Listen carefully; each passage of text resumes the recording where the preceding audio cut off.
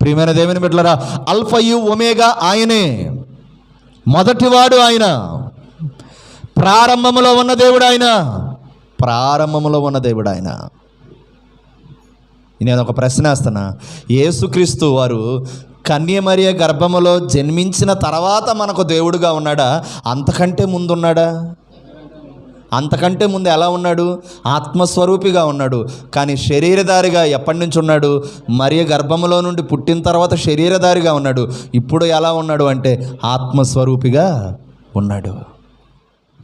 సృష్టికి ముందు ఉన్నాడు, సృష్టిలో ఉన్నాడు, ఇప్పుడు ఉన్నాడు, ఇప్పుడు ఉన్నాడు.